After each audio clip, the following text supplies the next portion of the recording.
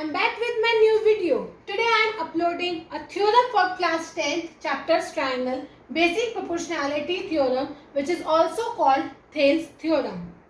Let's start with the theorem. The theorem says that if a line is drawn parallel to one side of a triangle, if a line is drawn, like for example DE is drawn parallel to BC and intersecting sides AB and AC at two distinct points, for example AB को वो D पे intersect कर रहा है और AC को वो E पे इंटरसेक्ट कर रहा है, तो ये कहा जाएगा कि जो बाकी दोनों साइड्स हैं वो पॉइंट उन दोनों साइड्स को टू इक्वल रेशियोज में डिवाइड करेगा। ये बेसिक प्रोपोर्शनैलिटी थ्योरम कहती है। अब हम इसी को प्रूफ करेंगे। हमें गिवन क्या है, DE is parallel to BC. तो प्रूफ क्या करना है, AD upon DB is equals to AE upon EC। मतलब कि DE जो है वो BC के पैरेलल हमें गिवन है, हमें AD अपॉन DB को AE अपॉन EC के इक्वल प्रूफ करना है। अब इसके लिए हम कुछ कंस्ट्रक्शन करेंगे ताकि हमारा प्रूफ बहुत आराम से हो जाए। हमने कंस्ट्रक्शन क्या करी, हमने BE को ज्वाइन किया, हमने CD को ज्वाइन किया।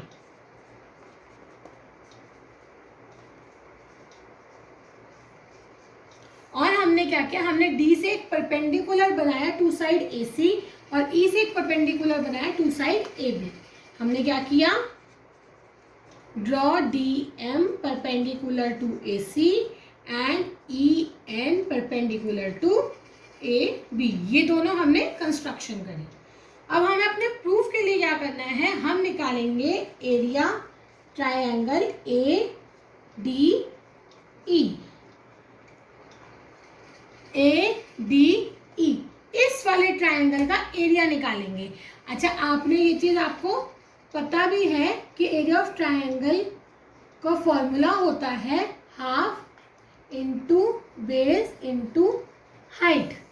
तो बेस क्या होता है, वो हाइट क्या होती है, पहले मैं आपको हाइट बताऊंगी। हाइट वो होती है कि जब एक वर्टेक्स से ऑपोजिट साइड पे परपेंडिकुलर ड्रॉ होता है तो उस परपेंडिकुलर को हाइट कहते हैं और जिस पे वो परपेंडिकुलर ड्रॉ होता है उसको बेस कहते हैं।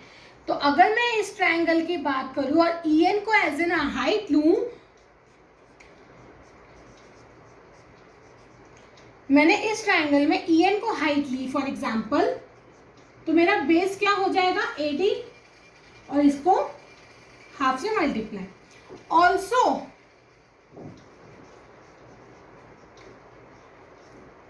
अगर मैं DM को हाइट लूंगी तो AE बेस हो जाएगा, AE इंटू DM। मतलब इसमें मैंने EN को हाइट ली तो AD बेस हो गया, इसमें मैंने DM को हाइट ली तो AE बेस हो गया। अच्छा, एक चीज और, अगर मेरा ट्रायंगल ऐसे है और ये मेरा बेस है तो मेरी हाइट क्या होगी, बेस के ऑपोजिट वाले वर्टेक्स से ही मेरे को हाइट बनानी पड़ेगी, बट इसके अंदर तो मैं बना ही नहीं सकती। तो मैं क्या करूंगी, मैं इसको एक्सटेंड करूंगी और इस पॉइंट से इस ट्रायंगल के बाहर हाइट बनाऊंगी। तो वो मेरा इसका भी फॉर्मूला मेरा वैसे ही लगेगा, half into base into height. बस हाइट क्या है, मेरी ट्रायंगल के अंदर होने की बजाय ट्रायंगल के बाहर है। उसी हिसाब से अगर मैं ट्रायंगल BDE का एरिया लूं, BDE यानी कि इस वाले ट्रायंगल का अगर मैं एरिया लूं तो क्या होगा, इसमें अगेन मैं EN को हाइट लूंगी और मेरा BD जो है बेस हो जाएगा। तो इसका एरिया क्या होगा, half into EN into BD। Similarly अगर मैं ट्रायंगल DEC का लूं,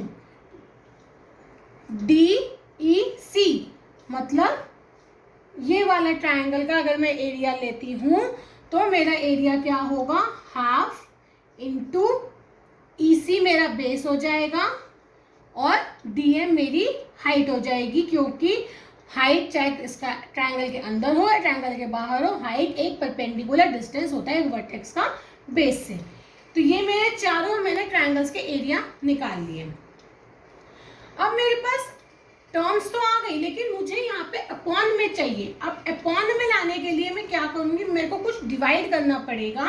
तो मैं यहाँ पे अगर मैं area of triangle A D E को area of triangle B D E से डिवाइड करूं, हाफ ए डी ई का क्या है, A D into E N, और बी डी ई का क्या है, half into E N into B D. Upon में है तो मैं काट सकती हूँ हाफ को हाफ से, ई एन को ई एन से। मुझे क्या मिल गया, A D upon B D.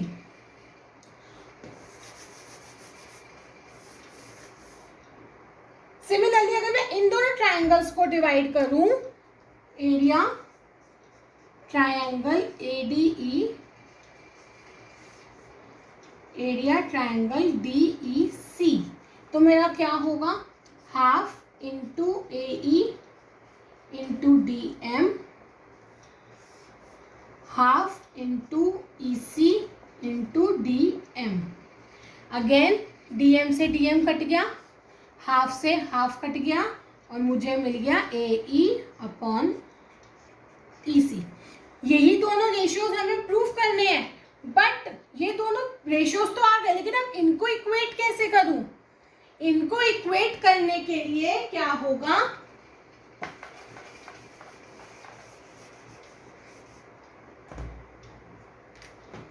अब एक प्रॉपर्टी होती है ट्रायंगल की कि अगर दो पैरेलल साइड्स हैं और उनके बीच में ट्रायंगल बन रहा है विद वन साइड कॉमन, मतलब अगर मैं इस ट्रायंगल की बात करूं और इस ट्रायंगल की बात करूं, तो ये दोनों ट्रायंगल्स का एरिया इक्वल होगा। क्यों, क्योंकि ये एक प्रॉपर्टी होती है ट्रायंगल की, अगर ट्रायंगल दो पैरेलल लाइंस के बीच में बना with one common side with one of the parallel side, तो उन दो ट्रायंगल्स का एरिया इक्वल होता है। तो इस हिसाब से हमारे क्वेश्चन में हमारी डीई और बीसी पैरेलल थे, तो उसके अकॉर्डिंगली हमारा एरिया बी डी ई जो है वो एरिया डी ई सी के इक्वल हो गया।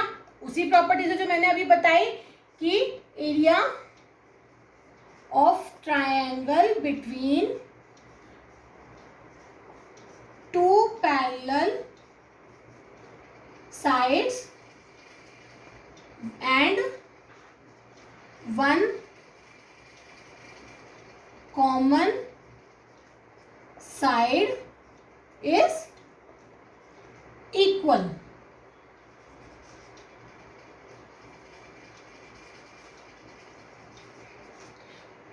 तो ये दोनों ट्रायंगल्स, इन दोनों ट्रायंगल्स का एरिया इक्वल हो गया।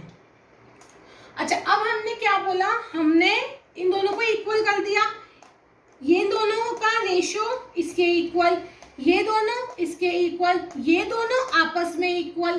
तो क्या ये दोनों इक्वल होंगे?